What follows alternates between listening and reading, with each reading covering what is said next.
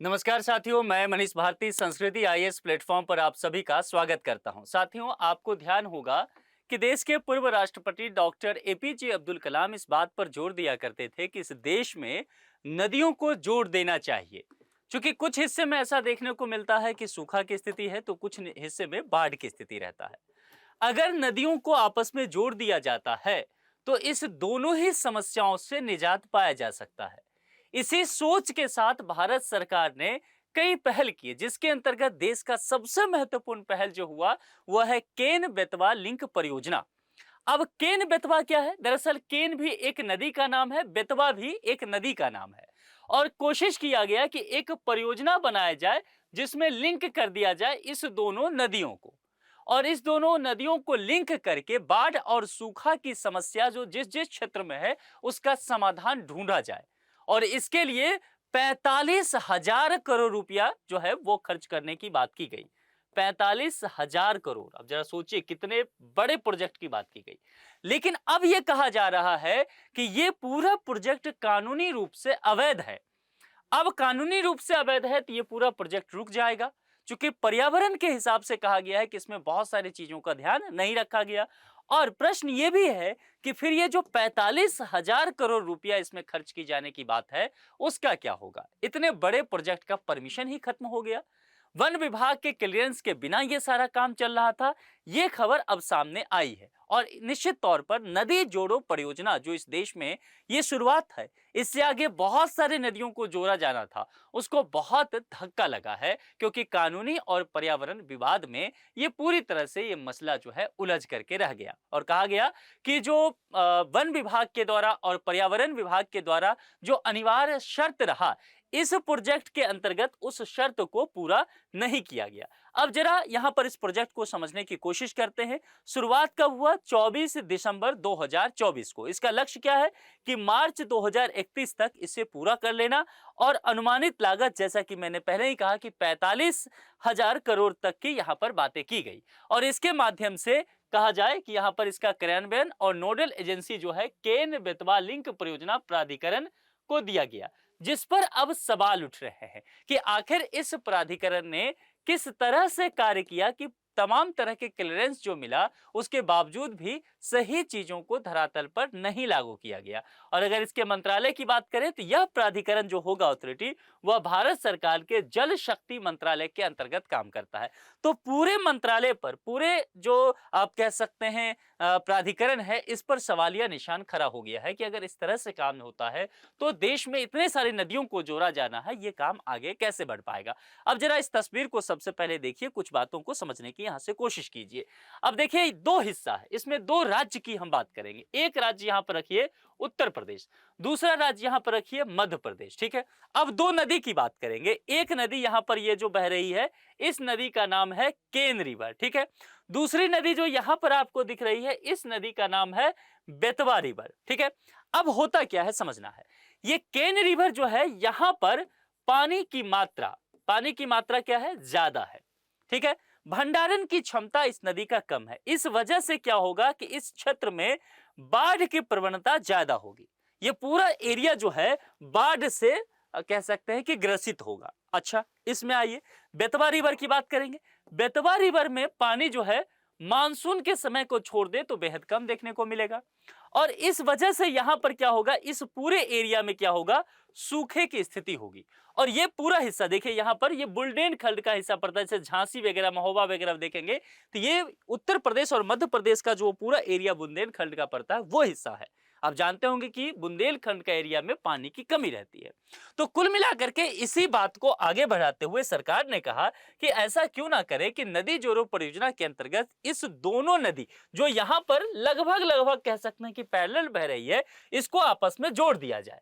तो जोड़ देंगे तो एक लिंक बनाएंगे, तो लिंक बनाएंगे तो कहा गया कि भैया ये लिंक बना दो। तो ये लिंक कैनल पर काम किया गया, यानी कि केन और बेतवा को जोड़ दो। इससे क्या होगा कि केन नदी के पानी को बहा करके कहां लाया जाएगा? इस लिंक के थ्रू बेतवा में। तो यहां क्या होगा कि पानी की मात्रा जो ज्यादा है वो कहीं न कहीं बैलेंस रहेगा और बाढ़ से ग्रसित क्षेत्र जो हैं वो बच जाएंगे। और इस एरिया में अब इसका पानी ट्रांसफर होकर के इधर बेतवा में आ गया, तो बुंदेलखंड और उसके आसपास का जो हिस्सा है जो सूखाग्रस्त रहता है, जहां पर पानी की कमी है, केन का पानी इधर आ जाएगा, तो यहाँ पर पीने लायक और सिंचाई लायक यानी कि फसल वगैरह को लेकर के पानी उपलब्ध हो पाएगा। तो दोनों जगह जो है काम बन जाएगा, विन विन कंडीशन रहेगा दोनों क्षेत्र के लोगों के लिए। ये तमाम तरह की सोच रखा गया। 45,000 करोड़ रुपया यूं ही नहीं खर्च करने की बात की गई 4-5 साल पे। तो प्रोजेक्ट तो बहुत अच्छा नजर आता है, सब कुछ सही चल रहा था। लेकिन जब ये प्रोजेक्ट बनेगा तो जरा सोचिए, इस क्षेत्र में बहुत सारे लोग भी तो रहते होंगे, इस एरिया में भी, इस एरिया में भी, इन तमाम क्षेत्रों पर। तो कहा गया इसके पुनर्वास की भी व्यवस्था करनी है। इसके अलावा यहाँ पर बहुत सारे वन्य जीव रहेंगे, उनके लिए भी व्यवस्था करने की बात। तो तमाम चीजों को देखते हुए ये प्रोजेक्ट को आगे बढ़ाया गया था। लेकिन कहा गया कि ये काम उस तरह से नहीं किया गया। अब जरा देखिए, भूमि अधिग्रहण इस प्रोजेक्ट का पहला चरण था। कुल भूमि की अगर चर्चा करेंगे तो 11,984 हेक्टेयर भूमि अधिग्रहण करने की बात कहेगी। डूब क्षेत्र जो है 9,000 हेक्टेयर जिसमें था, और वन भूमि जिसमें अंतर्गत देखेंगे 5,761 हेक्टेयर रहा, और गैर वन भूमि जो है 3,239 हेक्टेयर रहा। गैर वन भूमि कहने का मतलब है वो खेती की जमीन हो सकता है, वहां पर कह सकते हैं लोग रह सकते हैं, ये तमाम चीजें। संभावित पर्यावरण असर क्या हो सकता है, जैसे कि इसी एरिया में पन्ना टाइगर रिजर्व आता है, तो यहां पर 10,500 हेक्टेयर आवास पर असर पड़ने की बात की गई, और कहा गया कि 23 से लेकर के 44 लाख पेड़ों की कटाई का अनुमान भी यहां पर है। इन तमाम चीजों को देखते हुए कहा गया कि इसकी भरपाई भी की जानी चाहिए। सरकारी दावा यह है कि इन तमाम चीजों से 6.35 लाख हेक्टेयर भूमि की सिंचाई की जा सकती है, और जो लाभ प्राप्त करने वाले जिला रहेंगे वो दोनों ही स्टेट का रहेगा, मध्य प्रदेश का भी और उत्तर प्रदेश का भी। मध्य प्रदेश के डिस्ट्रिक्ट की बात करें तो वह पन्ना होगा, टीकमगढ़ होगा, छतरपुर होगा, सागर, दमोह, दतिया, विदिशा, शिवपुरी और रायसेन। उत्तर प्रदेश की बात करेंगे बांदा, महोबा, झांसी और ललितपुर। यानी कि इतने डिस्ट्रिक्ट होंगे जो कि इस केन बेतवा परियोजना के वजह से लाभान्वित होने वाले हैं।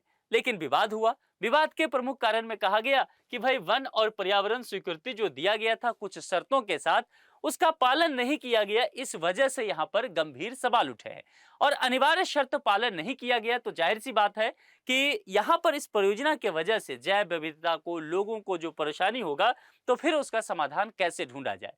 तो कुल मिलाकर के कानूनी और तकनीकी विवाद में ये पूरा प्रोजेक्ट उलझ करके रह गया है। यहाँ पर जो विवाद हुआ, जैसे कि प्रभावित परिवार है, इसका पुनर्वास अधूरा है।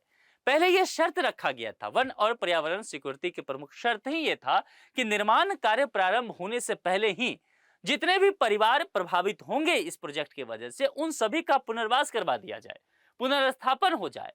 और अगर जमीन वगैरह आप ले रहे हैं खेती वाली जमीन, तो पर्याप्त मात्रा में मुआवजा दे दीजिए।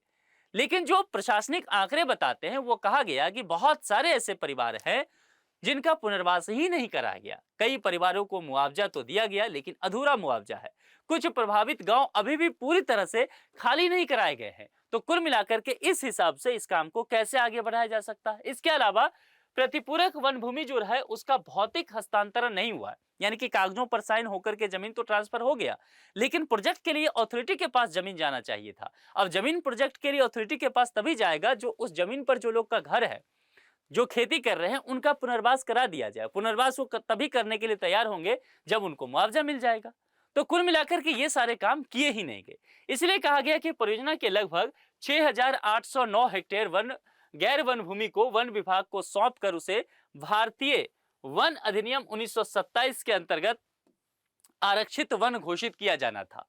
लेकिन यहां पर बात करेंगे, भूमि का राजस्व अभिलेख में हस्तांतरण और म्यूटेशन किया जा चुका है, यानी कि कागजों पर काम हो चुका है, लेकिन भौतिक कब्जा अभी तक विभाग का नहीं हुआ, और वजह यही कि पुनर्वास का काम पूरा नहीं हुआ। कुल मिलाकर के ये तमाम जो कमियां रही है वो कहीं न कहीं इस प्रोजेक्ट पर प्रश्न खड़ा कर दिया। वन क्षेत्र में सबसे महत्वपूर्ण बात देखिए, पावर प्लांट का प्रस्ताव स्पष्ट तौर पर कहा गया कि अगर यहां पर स्वीकृति दी जाती है तो इस शर्त के साथ दिया जाएगा कि वन क्षेत्र के भीतर किसी भी प्रकार का पावर प्लांट स्थापित नहीं किया जाएगा। चूंकि इस वजह से इस क्षेत्र में पुनर्वास की व्यवस्था जो है वो और ज्यादा प्रभावित होगा, जैव विविधता पर बुरा असर पड़ेगा। तो कहा गया कि ऐसा ना करेंगे।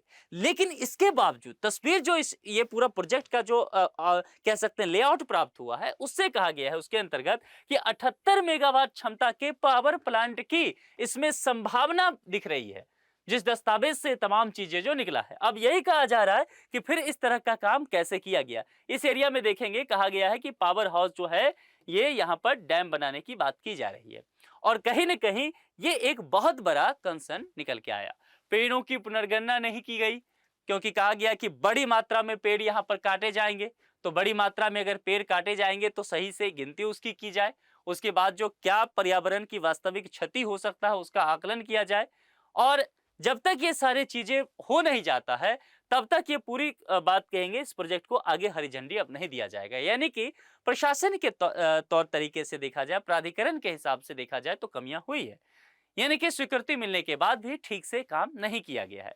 राष्ट्रीय संस्थानों की सिफारिश का पालन अगर देखेंगे तो कहा गया कि ये पालन भी नहीं किया गया है। सेंट्रल एपावर्ड कमेटी यानी कि सीईसी की जो सिफारिशें हुई है, जिसमें कहा गया कि बांध की ऊंचाई 10 मीटर घटाने से वन्य जीव का कॉरिडोर सुरक्षित रहता, यानी कि डूब क्षेत्र भी इससे कम होता, बाढ़ के नीचे नदी सूखने का खतरा, पर्यावरण प्रवाह, ये सब इसका आकलन हुआ ही नहीं है। कुल मिलाकर के जितने सुझाव दिए गए थे उस सुझावों को सही से पालन नहीं किया गया।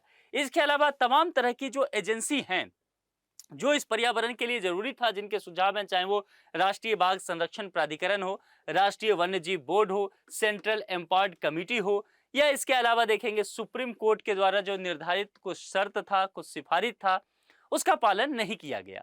जो विशेषज्ञ के अनुसार कुछ सिफारिश किए गए थे उसको भी यहाँ पर नजरअंदाज किया गया। समयबद्ध शर्तों का सवाल भी यहाँ पर है कि वन स्वीकृति के कई शर्त जो हैं वो निर्धारित समय सीमा के भीतर अब पूरा करवा पाना मुश्किल है। इसके अंतर्गत जैसे कि राजस्व गांव है, तो जो राजस्व गांव है उसका वन विभाग को हस्तांतरण करना है, पुनर्वास प्रक्रिया का समापन करना है, प्रतिपूरक वन भूमि का अधिग्रहण भी करना है। ये सारी प्रक्रिया इसके अंतर्गत था, लेकिन इसका पालन नहीं करने की वजह से ये पूरा प्रोजेक्ट ही अगर देखेंगे तो अपनी वैधानिक वैधता को खो चुका है और तरह तरह की समस्याएं अब यहाँ पर उपलब्ध होना शुरू हो गई है। जो कुछ पर्यावरण चिंताएं हैं, जो हिमांशु ठक्कर हैं पर्यावरणविद, उनका कहना है कि देखिए, अगर निर्धारित शर्त जो है वो अधूरी रहा है तो प्रोजेक्ट की वैधानिक जो स्थिति है उस पर सवाल उठना तय ही था। अब सरकारी पक्ष यहाँ पर यह कहता है कि वन विभाग से परियोजना की जो वैधानिक स्थिति और स्वीकृति के शर्त के अनुपालन संबंधित जो स्पष्टीकरण मांगा गया, वो जो जानकारी हुआ उसके अनुसार आधिकारिक प्रक्रिया सार्वजनिक नहीं की गई। कुल मिलाकर के तमाम तरह के जो संकेत दिख रहे हैं उससे यही चीजें निकल के आ रही है कि इस प्रोजेक्ट में बहुत ज्यादा कमियां हैं। तो 2031 तक तो ये पूरा होने वाला है ही नहीं, और इस वजह से 45,000 करोड़ रुपया इन्वेस्ट करने के लिए जिस प्रोजेक्ट में सरकार तैयार है वह अब अधेर में पड़ता हुआ नजर आ रहा है। और एक स्वप्न भारत का रहा, एक ड्रीम प्रोजेक्ट रहा भारत का कि भारत की तमाम नदियों को धीरे धीरे आपस में जोड़ा जाए ताकि सूखे और बाढ़ की स्थिति से इस देश पे निपट लिया जाए। लेकिन जिस तरह से पहले ही प्रोजेक्ट इस तरह से विफल हुआ है उससे निश्चित तौर पर पूरे देश को निराशा हाथ लगी है। अब यह देखना होगा कि इससे आगे बढ़ते हुए सरकार या ये तमाम तरह की एजेंसियां जो है किस तरह से तत्परता दिखाते हुए काम करती है, या प्रोजेक्ट पूरी तरह से अधर में फंस जाएगा। यहाँ पर एक प्रश्न है जिसका जवाब आपको कमेंट बॉक्स में लिख करके देना है, और आप लोग बताइए कि क्या इसमें किसकी गलती है, सरकार की, एजेंसी की, प्राधिकरण की या वन विभाग की। आपके जो भी विचार हैं कमेंट बॉक्स में लिख करके बता सकते हैं। आज के लिए इतना है। जुड़ने के लिए आप सभी का बहुत बहुत शुक्रिया। Thank you so much.